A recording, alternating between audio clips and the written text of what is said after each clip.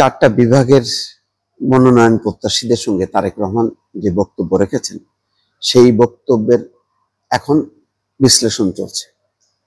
যুগান্তরের একটা শিরোনাম দেখলাম, প্রার্থীদের দ্বন্দ্বের পারদ শূন্যে নামতে পারে, তারেক রহমানের আবেগঘন বক্তব্য, সব আসনে ইতিবাচক প্রভাব পড়বে, মত বিশ্লেষকদের দলের প্রার্থীদের পক্ষে ঐক্যবদ্ধ থেকে কাজ করতে চান মনোনয়ন প্রত্যাশীরা। তারেক রহমান এমন বক্তৃতা দিয়েছেন, এটা বলা যায় একটা বাজিমাত করা বক্তব্য এবং খুব বাস্তব ভিত্তিক দুটি কথা বলেছেন। একটা তিনি তার মায়ের কথা বলেছেন, একটা আদালতের উদাহরণ দিয়েছেন, আর তিনটা মূলত আরেকটা হচ্ছে দলের নেতা কর্মীদের ত্যাগ তিতিক্ষার কথা বলেছেন।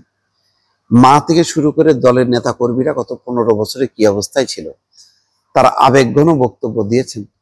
সামনের সারিতে ছিলেন মির্জা আব্বাস, গয়েশ্বরচন্দ্র রায়, প্রত্যেকের চোখ দিয়ে পানি পড়েছে। আসলে এটা খুবই, যারা দল করেন তাদের এটা হৃদয়ে নাড়া দিয়েছে রীতিমতো। স্বাভাবিক, যেই বাস্তব ঘটনাগুলি উনি বলেছেন কোনোটাই অস্বীকার করার উপায় নেই। যেমন প্রথমে বলেছেন তার মায়ের কথা, যে তার মাকে তিনি নিয়ে আসতে পারতেন লন্ডনে, কিন্তু মা বলেছেন যে না, আমি যাব না, আমি দেশ ছেড়ে দলের নেতা কর্মীদের ছেড়ে আমি যাব না।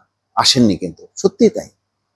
দেখেন, কল্পনা করেন যে বেগম খালেদা জিয়ার দণ্ড হওয়ার আগে তিনি কিন্তু চিকিৎসার জন্য তখনও গিয়েছিলেন, তখনই তো তিনি থেকে যেতে পারতেন, দেশের বিপদ, তার নিজের নিরাপত্তা এইসব চিন্তা করে থাকেননি, চলে এসছেন।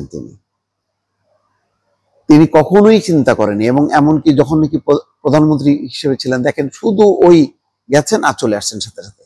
ওই 7 দিন 8 দিন 10 দিন 1 মাস ধরে শেখ হাসিনা যেই আমোদ ফুর্তি করতো, সেইটা কিন্তু উনি কখনো করেন না। তার সবসময় ছিল দেশের প্রতি। ওই কথাটাই বলেছেন যে তারেক রহমান, যে তিনি চলে আসতে পারতেন, আমি নিয়ে আসতে পারতাম, কিন্তু তিনি আপনাদেরকে ছেড়ে যাননি। তাহলে আপনারা কেন ঐক্যবদ্ধ থাকবেন না? আবার বলেছেন দলকে, তিনি এমন একটা উদাহরণ দিয়েছেন যে দলকে ভালোবাসেন, দলকে ভাগ হতে দেবেন না। ওই যে আদালতের কাছে বলছেন যে এক সন্তানের 2 মাই দাবি করছে। আদালতের বিচারক তখন পরিস্থিতি সামাল দেওয়ার জন্য বলছেন যে তাহলে এক কাজ করি, এক সন্তানকে 2 ভাগ করে 2 জনকে দিয়ে দিই। তো তখন প্রকৃত যে মা, সে কাঁদতে লাগলো। সে বলল যে না, ওই যেই আসল মা না, তাকেই দিয়ে দেন, সে বেঁচে থাকুক, আমি দূর থেকে মাঝে মধ্যে একটু দেখতে পারলেই হবে। তো বলছেন যে দেখেন, দলকে আপনারা ভাগ হতে দেবেন না, দলকে ভাগ হতে দেবেন না। প্রকৃতই যদি ভালোবাসেন তাহলে দলকে ঐক্যবদ্ধ রাখতে হবে। এই একটা উদাহরণ। আবার বলেছেন যে গত 15 বছরে কত নেতা কর্মী গুম হয়েছে, খুন হয়েছে। আজকে যদি তারা দেখে যে নির্বাচনকে সামনে রেখে এমপি হওয়ার দৌড়ে দল যদি বিভক্ত হয়ে যায়, ছিন্ন ভিন্ন হয়ে যায়, তাহলে এই যে হাজার হাজার নেতা কর্মী তারা আত্মত্যাগ করলো, কেউ জীবন দিল, পঙ্গু হলো, অনেকের একেবারে নিঃশেষ হয়ে গেল, তাদের কাছে আপনারা কি বলবেন? তাদের সান্ত্বনার জায়গাটা কোথায়? সুতরাং এই হাজার হাজার নেতা কর্মীদের ত্যাগ তিতিক্ষার কথা স্মরণ করেন, দলকে ভালোবাসেন ওই একটা সন্তানের মতন, যে বিএনপিকে ভাগ হতে দেবেন না, এটা আপনার সন্তানের মতন। যদি আপনি সত্যি ভালোবাসেন তাহলে দলকে ঐক্যবদ্ধ রাখেন, এক রাখেন, দল ছেড়ে যাবেন না, দলকে নিজের স্বার্থের ঊর্ধ্বে স্থান দেবেন। আর দলের প্রধান যিনি, তার আত্মত্যাগের কথা চিন্তা করেন। এত কষ্ট জুলুম সত্ত্বেও 6 বার তিনি হত্যার মুখোমুখি হয়েছেন, কিন্তু আপনাদেরকে ছেড়ে যাননি। এই 3টা ঘটনায় একেবারে বাজিমাত করা বলা যায় বক্তব্য, আবেগঘন বক্তব্য।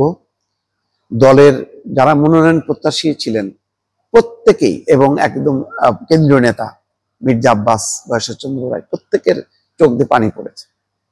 এই পানি বিসর্জনের মধ্য দিয়ে দলের কিন্তু এখন সাংঘাতিক রকম একটা ঐক্যের একটা আবহ তৈরি হয়েছে এবং ধারণা করা যায় যে তারেক রহমান দেশে আসার পর এই বক্তব্য গুলো সারা দেশে যখন নাকি তিনি দিতে শুরু করবেন, শুধু মনোনয়ন প্রত্যাশী না, তার বাইরেও যারা আছে তারাও কিন্তু ঐক্যবদ্ধ হয়ে যাবে এবং খুবই ম্যাচিউরড একটা বক্তব্য। ফলে এখন যে অবস্থাটা, আগে যেটা মনে করা হতো যে প্রতিটা কেন্দ্রে কেন্দ্রে এতজন প্রার্থী, না জানি কি মারামারি কাটাকাটি হবে, এই ঘটনার পর অনেকটা দ্বন্দ্ব সংঘাত নিরসন হয়ে একটা ঐক্যবদ্ধ হওয়ার একটা যে আবহ কিন্তু তৈরি হয়েছে। দর্শক।